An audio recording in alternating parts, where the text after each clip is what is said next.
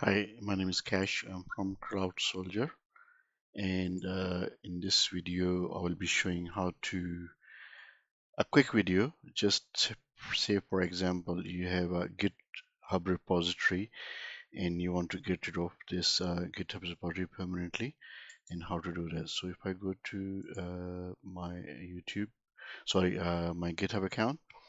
So this is my account. So if I click and I want to go to my repositories.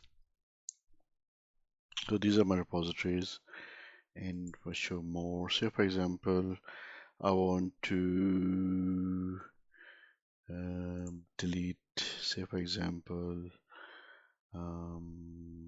time tracker. Yep. So I'm on this repository.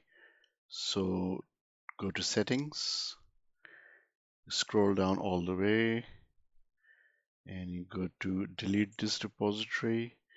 Yes, I want to delete it. I have read understand, confirm time. Just copy that again. Copy, copy, right click, paste, delete this repository. Done. So that repository is gone forever. So this is an irreversible process. So make sure when you delete it, you're 100% sure.